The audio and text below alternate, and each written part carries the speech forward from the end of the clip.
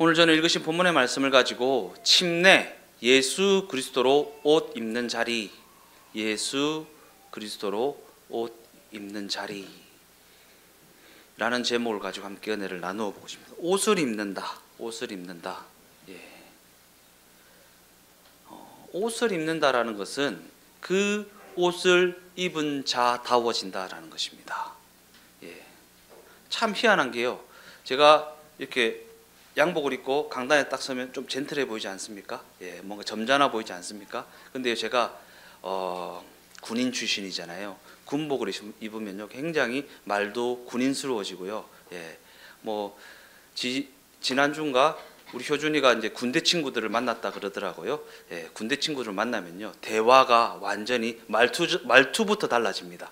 이 새끼 저 새끼 나오고요. 말투부터 완전 달라집니다. 군복을 입으면 굉장히 군인스러워집니다. 했지 말입니다. 뭐 이런 거. 군복 입으면 그런 말투가 나옵니다.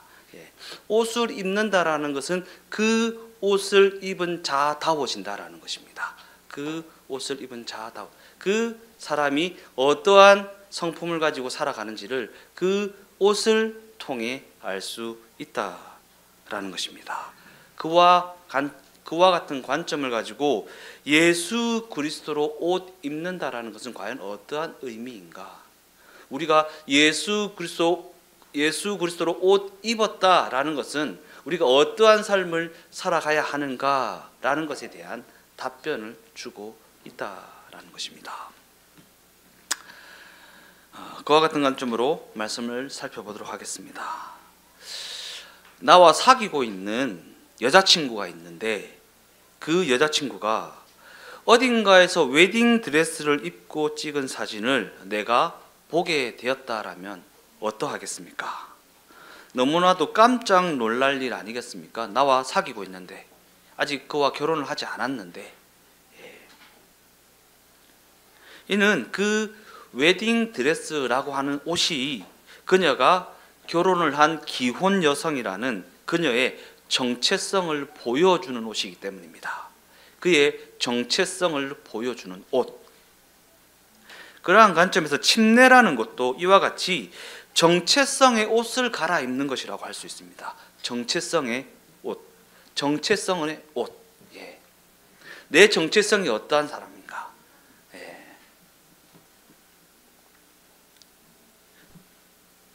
새 옷을 입기 전에 물로 그 몸을 깨끗이 씻는 것처럼 침례는 물로 씻어 예수 그리스도로 옷을 입는 그 정체성이 바뀌어지는 자리라는 것입니다. 여기서 우리 자녀들을 제외하고 전부 다 침례를 받으셨잖아요. 그러면 과연 나는 그 정체성이 바뀌어진 것처럼 살아내고 있는가, 살아가고 있는가, 한번 스스로에게 질문을 해볼 필요가 있다라는 것입니다. 20년, 40년 교회 다니는 게 중요한 게 아닙니다. 과연 나는 예수 그리스도로 옷 입은 자답게 살고 있는가? 그 정체성에 걸맞는 선택을 하며 걸음을 걸어내고 있는가? 그러지 않다면 교회 생활을 했는지 모르겠지만 신앙생활을 한 것은 아닙니다.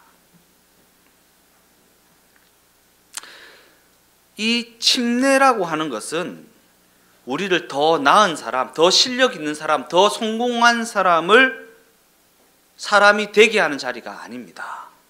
우리를 예수 그리스도라는 옷으로 갈아입은 그리스도인이 되게 하는 자리입니다. 신앙생활은요, 우리를 성공하는 사람을 만드는 생활이 아니라 예수 그리스도로 옷 입고 살아가는 그리스도인이 되게 하는 생활이라는 것입니다. 많은 사람들이 예수 믿는 것을 등에 업고 문제를 해결하고 병을 고치고 성공하고 높아지는 것을 기대하는 줄은 모르겠지만 성경은 너무나도 단호하게 얘기합니다. 신앙생활은 우리가 문제 해결하고 병 고치고 성공하는 것에 있는 것이 아니라 예수 그리스도를 옷 입은 그리스도인답게 살아내게 하는 것에 있다라고 분명히 이야기하고 있다라는 것입니다. 지난 시간 우리는 예수님과 연합을 이룬 자들이 누리는 복이 어떠한 복인가에 대해 살펴보았습니다. 예수님과 연합을 이룬 자들은 예수님의 의를 선물로 받아 그 의를 누리며 살아가게 된다라는 것입니다. 예수님의 의를 선물로 받아 그 의를 누리며 살아가게 된다. 그리고 성경은 그것이 시작되게 하는 것이 바로 예수 그리스도로 옷 입는 것이다 라고 말합니다. 예수님의 의를 누리는 게 과연 무엇인가? 라는 질문을 던진다면 예수 그리스도로 옷 입고 예수 그리스도로 옷 입은 자답게 선택하며 생각하며 걸음을 걸어보라. 그러면 예수 그리스도의 의를 선물 받아 그 의를 누리며 살아가는 삶이 어떠한 삶인지 알 수 있을 것이다 라고 답합니다. 그러니까 내가 예수 그리스도의 의를 누리며 살아가는 삶이 무엇인지 아직 모르겠다? 예수 그리스도로 옷 입은 자답게 생각하며 선택하며 살아보지 않았기 때문입니다. 2025년 우리 주동행교회 표어가 무엇이라고 했습니까? 동행을 기준으로 한 선택을 하며 살아가보자. 예수님과의 동행을 기준으로 한 선택을 하며 살아가보자. 이득을 보기 위한 선택 말고요. 성공하기 위한 선택 말고요. 내 욕심을 따라가는 선택 말고요. 예수님과의 동행을 기준으로 한 선택 말입니다. 어떻게 하면 이문을 더 남길 수 있을까? 어떻게 하면 돈을 더 많이 벌 수 있을까? 어떻게 하면 이 땅에서 말하는 성공을 누릴 수 있을까라는 기준 말고요. 과연 나와 동행하시는 예수님은 어떠한 선택을 하는 것을 기뻐하실까라는 질문을 던지고 고민을 하고 그 고민 끝에 나와진 그 선택을 해보자라는 것입니다. 그리고 그것이 바로 예수 그리스도로 옷 입는 것이다. 그리고 예수 그리스도로 옷 입는 것이 바로 예수님의 의를 누리는 삶이 시작되게 하는 것이다 라는 것입니다. 그리고 이는 내가 나의 의를 가지고 옷 입는 것이 아닙니다. 내가 나의 실력이나 나의 노력이나 나의 지혜를 가지고 입는 옷이 아닙니다. 즉 나의 노력이나 나의 결단이나 나의 의지를 가지고 입는 옷이 아니다라는 것입니다. 그러한 관점에서 종교는요, 노력을 요구합니다. 종교는 노력을 요구합니다. 그러나 복음은 믿음을 제시합니다. 믿음을 제시합니다. 오늘도 제가 셔틀을 다녀왔습니다. 셔틀을 다녀오면서 우리 또 쌍둥이를 비롯한 하준이, 하윤이에게 신앙 교육을 하였습니다. 제가 하윤이한테 물었어요. 너 예수님이 가라 하는 길로 갈 수 있겠냐? 네가 가고 싶은 길은 오른쪽이지만 예수님이 왼쪽으로 가라 하면 갈 수 있겠냐? 내가 오른쪽으로 가고 싶지만 예수님이 왼쪽으로 가라고 했을 때 그 왼쪽을 선택할 수 있는 게 바로 믿음이다 라는 얘기를 했습니다. 하윤이 기억나지? 나는 분명히 이게 하고 싶어. 이렇게 하고 싶어. 이 길로 가고 싶어. 그런데 예수님 제가 어떤 길로 가기를 원할까요? 원하십니까? 라고 물었을 때 예수님이 뭔가 이쪽이 아닌 저쪽을 가라고 하셨을 때 내가 원하는 것을 내려놓고 예수님이 가라고 하는 것 같은 그 길을 선택할 수 있는 것, 그것이 바로 믿음이다 라고 제가 신앙교육을 또 한 30분 동안 했습니다. 이처럼 종교는 노력을 요구하지만 복음은 믿음을 제시합니다. 세상 종교는 의의 옷을 입을 때까지 네가 노력을 해야 된다 라고 강조합니다. 네가 실력을 키워야 된다. 네가 노력을 해서 실력을 키워서 의의 옷을 챙겨 입어야 된다 라고 강조합니다. 어떤 수행이 되었든 고행이 되었든 선행이 되었든 우리에게 노력을 요구합니다. 그러면서 그러한 노력을 통해 우리는 더 나은 사람이 될 수 있고 더 실력 있는 사람이 될 수 있고 더 성공한 사람이 될 수 있고, 우리가 그렇게 더 나은 사람이 되어지면 의의 옷을 입을 수 있을 것이다 라고 사기를 칩니다. 이게 세상 논리입니다. 네가 더 노력하고 더 열심히 하면 될 것이라고 말입니다. 사기를 칩니다. 이에 반해 복음은 이와는 전혀 다른 관점을 제시하고 있습니다. 복음은 우리에게 무엇이라고 말합니까? 하나님이 내려오셨다라고 말합니다. 하나님이 내려오셨다. 이는 우리가 수준이 높아져야 이 은혜를 누릴 수 있다라는 것이 아니라 여전히 죄악된 자리에서 살아가고 있는 우리를 예수님께서 찾아 내려오셨다라고 말합니다. 얼마 전에 크리스마스였잖아요. 그죠? 벌써 새해가 지나고 조금 있으면 구정이 다가오고 있는데 얼마 전에 예수님께서 우리를 찾아 내려오신 성탄절이었습니다. 네가 노력해서 하나님께로 도달해라가 아니라 하나님이 하늘 보좌를 버리고 우리를 찾아 내려오셨다. 여전히 죄악되고 실력 없고 비참한 삶을 살아가고 있는 우리 그 추악한 자리 가운데 예수님께서 찾아 내려오셨다라는 것이 복음이 제시하는 내용입니다. 즉 우리의 수준을 높여서 하나님 앞에 이르게 하시는 것이 아니라 하나님이 친히 내려오셔서 낮은 수준에 있는 우리와 연합을 이루셨다라는 것입니다. 낮은 수준에서 너무나도 어리석은 삶을 살아가고 있는 우리와 동행하고 계시다라는 것입니다.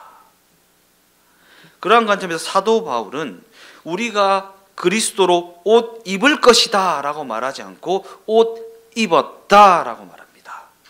우리가 우리의 노력을 통해 우리의 어떤 행위를 통해 옷 입는 것이 아니라 예수님께서 찾아오심으로 말미암아 옷 입었다. 이미 동행하고 계시다. 네 옆에 예수님이 계시다 라고 말하고 있다라는 것입니다.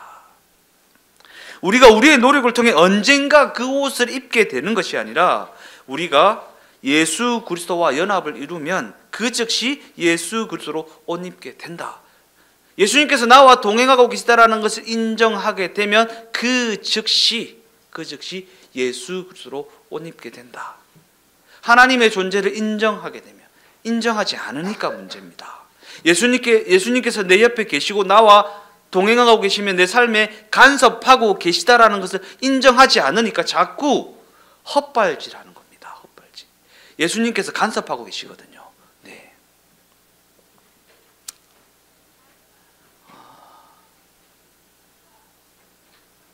왜 예수님께서 다른 사람들은 다 잘 먹고 잘 사는 것 같은데 우리에게만 이렇게 하시는 것 같습니까?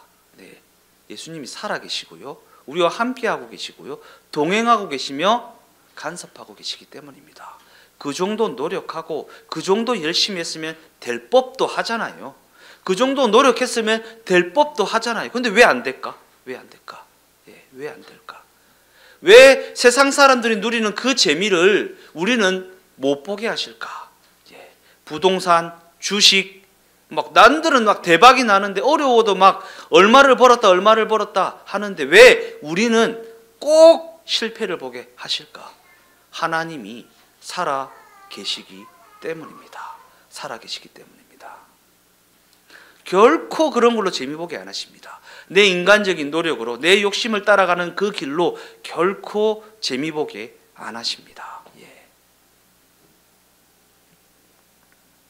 이와 같은 관점을 가지고 창세기 3장 6절에서 10절까지의 말씀을 다 같이 읽어보겠습니다.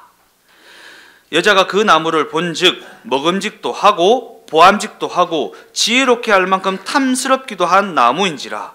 여자가 그 열매를 따먹고 자기와 함께 있는 남편에게도 주매 그도 먹은지라.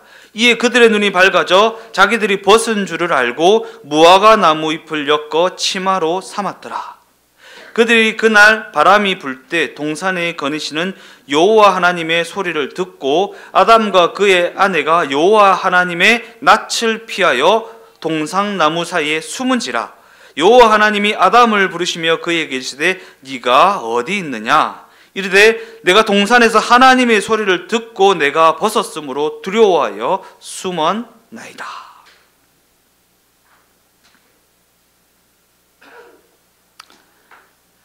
하나님을 떠난 아담은 자신이 벌거벗고 있다는 사실을 알아차리게 됩니다. 자신이 벌거벗고 있다. 하나님을 떠나면 자신의 벌거벗음을 발견하게 됩니다.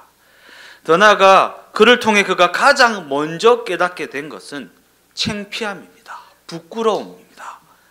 내가 벗었으므로 두려워하여 숨었다. 부끄러워하여 숨었다라는 것입니다. 부끄러움을 깨달은 아담은 무화과 나무 잎을 엮어서 자신의 수치를 가리게 됩니다. 이와 같은 관점에서 우리가 부끄러움을 다루어 나가는 몇 가지 방식이 있습니다. 부끄러움을 다루어 나가는 몇 가지 방식. 첫 번째 방식은 완벽해지려고 하는 것입니다. 완벽해지려고 한다.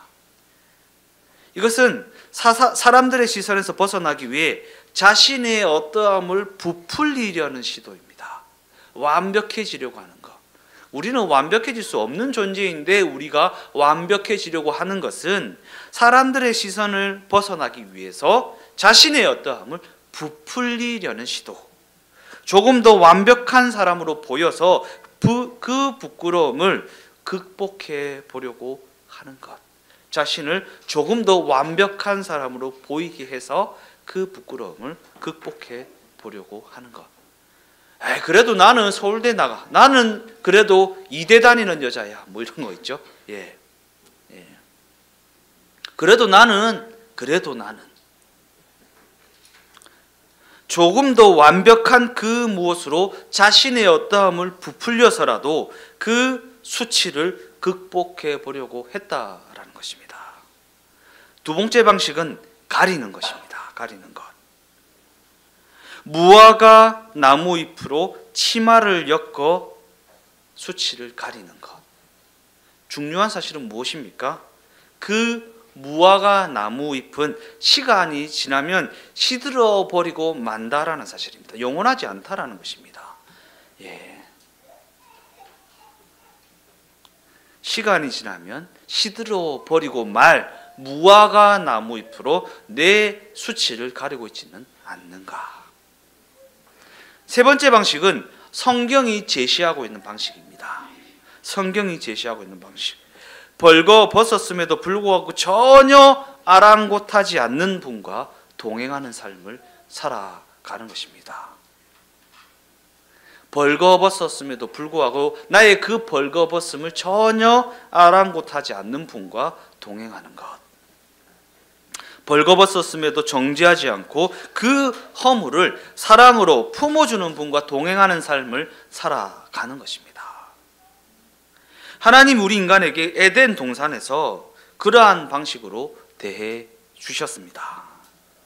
하나님은 선악과를 먹으면 반드시 죽는다고 말씀하셨고 뱀은 죽지 않는다라고 주장했습니다. 둘 사이에서 갈등하던 아담은 결과적으로 뱀의 주장을 따라가게 됩니다. 그러나 그럼에도 불구하고 하나님은 아담에게 가죽옷을 지어 입혀 주십니다. 하나님을 배반했음에도 불구하고 하나님을 떠났음에도 불구하고 가죽옷으로 그 수치를 가려 주셨다. 죄를 지은 그 장본인이 피를 흘려야 마땅함에도 불구하고 하나님께서는 아담 대신 짐승을 죽여 그 가죽옷으로 아담의 수치를 가려 주셨다. 원래 아담과 하와는 벌거벗었음에도 불구하고 전혀 부끄러워하지 않았습니다. 그런데 선악과를 따먹은 후에는 부끄러워서 무화과 나무 잎으로 치마를 엮어 그 수치를 가리게 되었습니다. 급기야 그들은 그 벌거벗음 때문에 하나님을 두려워하여 숨어버리는 지경에까지 이르게 됩니다. 하나님을 두려워하여 숨어버리는 지경에까지 이르게 되었다. 도대체 선악과가 뭐길래 그들에게 그 벌거벗은 것이 문제가 되게 했을까? 죄가 하나님과의 관계를 깨트린 것처럼 아담과 하와의 관계를 그 죄가 깨트려 버렸기 때문입니다.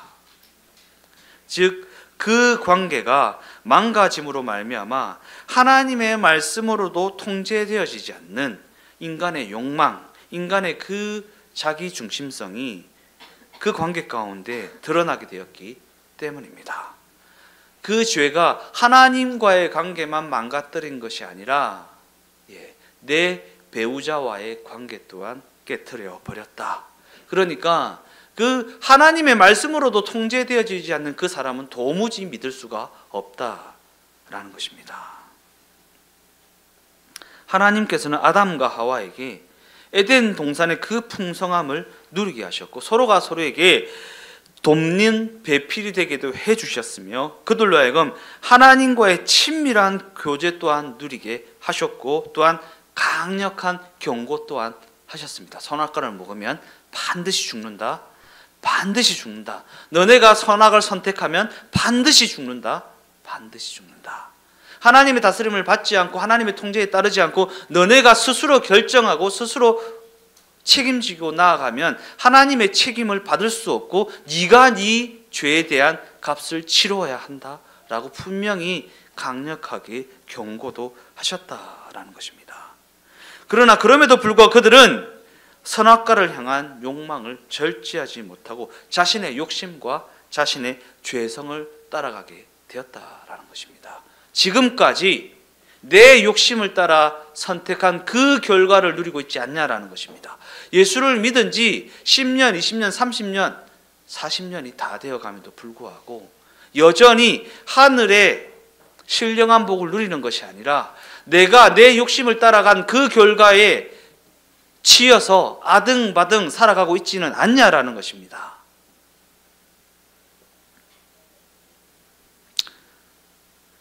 하나님의 말씀으로도 통제되어지지 않는 인간이라는 존재는 서로를 신뢰할 수 없고 결과적으로 서로를 믿지 못하는 지경에 이르고 말았다라는 것입니다. 서로를 믿지 못하는 지경에 이르고 말았다. 문제에 직면하면 이 탓을 하는 사람들 많습니다. 이 때문이다. 네가 그래서 그렇다. 예. 근데 제가 이번 주는요. 주중 말씀 예전에 보내드렸던 창세기 10번 말씀을 다시 보내드릴 건데요. 그 말씀을 이번 주에는 다시 한번 안 들으시면 바빠서 못 들으시는 분 있는 것 같은데 꼭 들으셔야 됩니다. 꼭 들으셔야 됩니다. 창세기 10번 말씀 다시 보내드릴 거예요. 이 때문이 아니고요. 우리가 하나님을 떠난 결과입니다. 하나님을 떠난 결과예요. 하나님의 통치를 거부한 결과입니다. 네 때문이 아니고요. 네가 이래서 그렇다 저래서 그렇다 아니요. 한 몸이잖아요. 예, 네 탓이 아니고 우리 탓입니다. 우리가 하나님을 떠난 탓입니다. 예.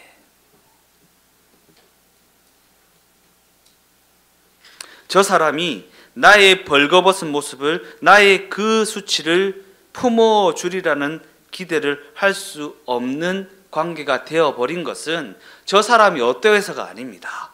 우리가 하나님을 떠난 결과입니다. 우리가 하나님을 떠난 결과.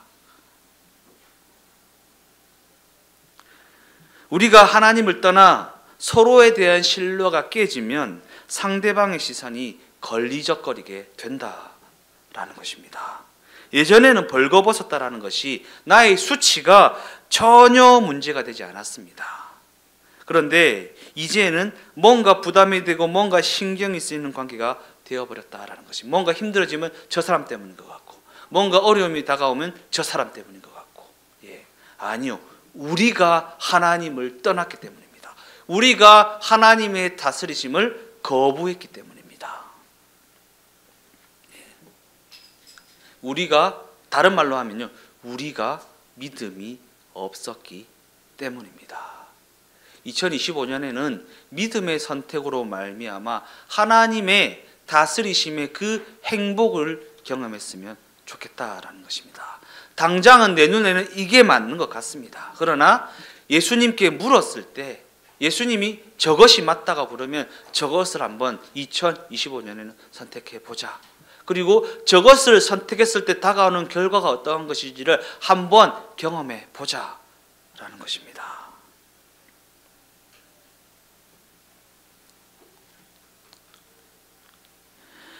서로가 상대방의 시선을 의식하기에 바쁘고 그저 완벽해지기 위해 아등바등하며 자신을 부풀리는 삶을 살아가고 있지는 않는지, 상대방이 자신의 그 벌거벗음을 보지 못하도록 무화과 나무 잎으로 수치를 가리기에 급급한 삶을 살아가고 있지는 않는지 자신의 삶을 한번 돌아보자라는 것입니다.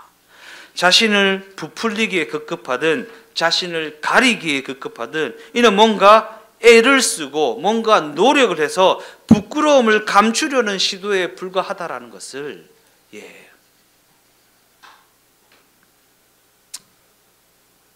알고 살아갔으면 좋겠습니다. 이는 그저 자신을 스스로가 증명하려는 시도에 불과합니다. 자신을 스스로의 노력으로 증명하려는 시도에 불과하다. 제가 차 타고 오는 길에 하준이한테 그런 얘기를 했습니다. 목사님이 운동선수라서 공부를 정말 못했거든. 근데 공부를 어떻게 지금 하고 살아가게 된지에 대해서 제가 설명을 하면서 제일 먼저 했던 것은 나에게 실력이 없다라는 것을 인정하는 것에 있다. 나에게 실력이 없다라는 것을 인정해야 된다. 나에게 실력이 없으면 실력 있는 분을 찾게 되고 실력 있는 분을 찾게 되면 그 실력 있는 분이 도와주게 되고 그분의 실력으로 말미암아 살아가는 인생이 되어진다. 그분의 실력을 누리는 삶이 되어져야 한다. 그 첫 번째는 나에게 실력이 없다라는 것을 인정하는 것이다. 나에게는 선택을 할 만한 실력이 없는 존재라는 것을 인정하는 것이 그 시작이다 라는 얘기를 했습니다.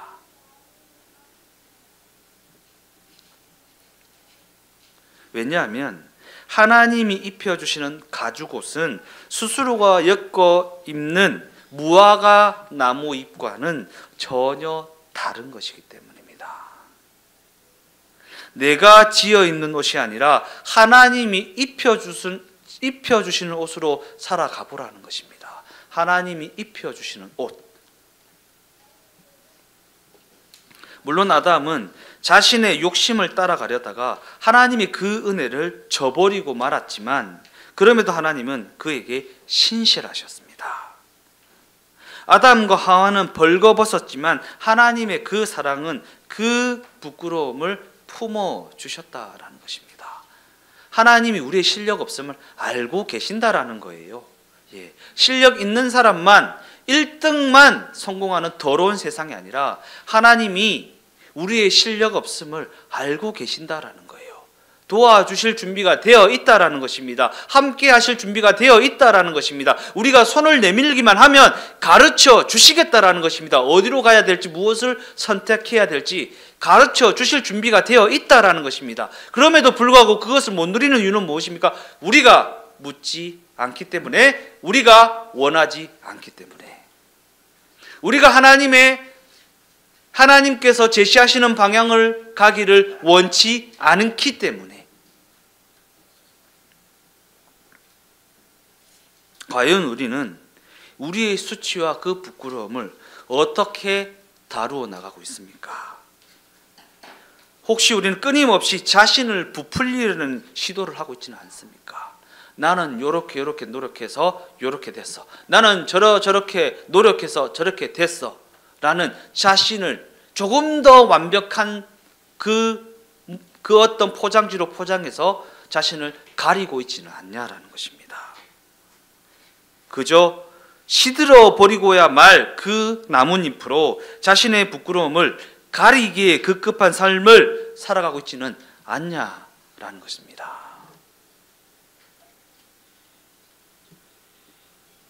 결론적으로 우리는 벌거벗은 실력 없는 우리에게 가죽옷을 입혀주시는 하나님의 신실하심을 떠올릴 수 있어야 됩니다. 하나님의 신실하심, 도와줄 준비가 되어 있으신 하나님의 그 신실하심을 떠올릴 수 있어야 한다라는, 상황에 떠밀려서 그냥 어쩔 수 없었다, 모르는 소리 하지 마라, 어쩔 수 없었다, 네가 몰라서 그렇지, 그 상황이 닥치봐라 어쩔 수 없었다 라는 핑계를 대기보다 그 상황 가운데 하나님의 신실하심, 도와주실 준비가 되어 계신 하나님의 그 신실하심을 떠올리고 하나님 어떻게 할까요? 라고 물을 수 있는. 그리고 오늘 성경은 우리에게 도와줄 준비가 되어 계신 하나님이 입혀주시는 그 가죽옷을 침례라는 곳을 통해 발견하게 합니다. 본문 27절 말씀입니다. 누구든지 그리스도와 합하기 위하여 침례를 받은 자는 그리스도로 옷 입었느니라. 여기 한번 읽어보십시오. 누구든지 그리스도와 합하기 위하여. 누구든지 성공하기 위하여가 아닙니다. 잘 먹고 잘 살기 위해서가 아닙니다. 그리스도와 합하기 위하여 침례를 받은 자는 그리스도로 옷 입었느니라. 우리의 목적이 어디에 있다고요? 예수님과 동행하는 것에 있다라는. 신자들의 삶의 이유와 목적이 무엇이라고요? 예수님과 동행하는 거예요. 성공하기 위하여 그리스도로 옷 입는 거 아닙니다. 성공하기 위하여 신자답게 막 기도도 하고 성경도 읽고 봉사도 하고 막 선행도 하고 열심히 살고 막 착한 척하고 친절한 척하고 화 안 내고 막 그러죠. 우리 엄마는요 집에서요 성도님들이 전화하면요 네 집사님 집에서는 야! 아니요. 성공하기 위해서 그리스도라는 옷 입고 막 옷 입었을 때만 집사님 여기 앉으세요. 아니요. 현실에서 예수님과 동행하기 위하여 그리스도로 옷 입는 것입니다.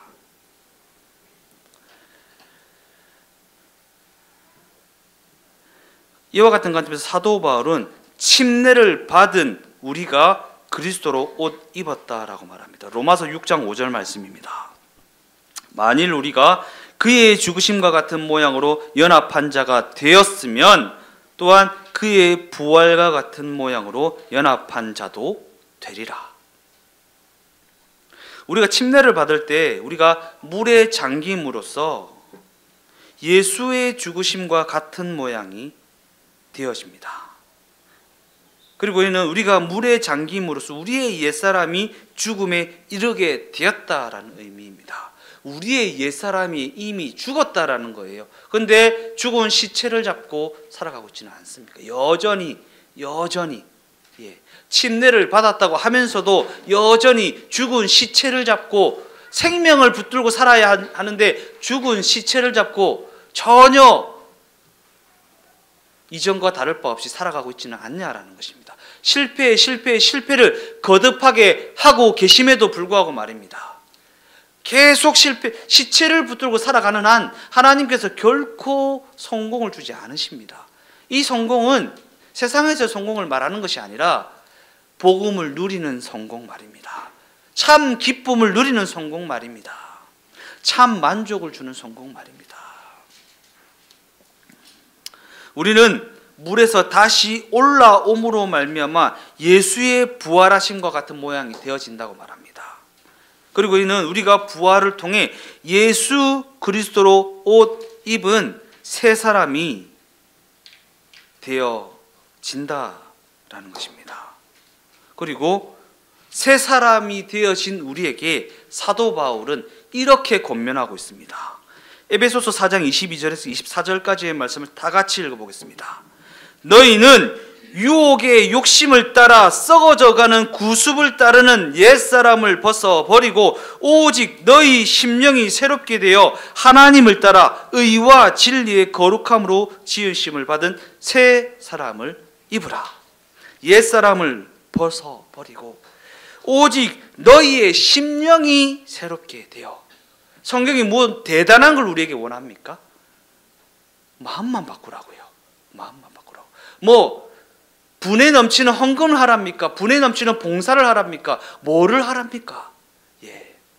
마음만 바꾸라고요. 그 마음에 예수님이 계신 것 같이 한번 살아보라라. 예수님이 계시다라는 것을 인정하고 한번 살아가 보라라는 것입니다. 성경이 요구하는 건 이거 하나예요. 이거 하나를 우리가 30년, 40년의 신앙생활에도 못했다라는 거예요.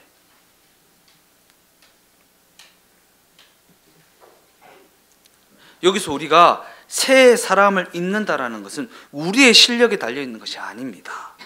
오직 예수 그리스도의 대속의 은혜로만 되어지는 일입니다.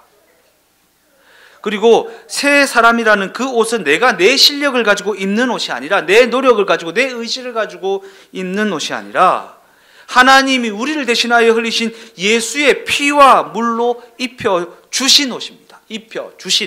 이미 입혀주신 옷이라는 것입니다. 내가 무슨 옷을 입고 있는 존재인지를 알지 못하고 살아가고 있다라는 것입니다. 즉 우리는 자기 실력이라는 자기 의로 살아가는 자들이 아니라 예수의 의를 선물 받았다고 했잖아요. 예수의 의, 예수 그리스도의 대속의 은혜로 말미암아 예수의 것이 되어진 자로서 살아가야 된다.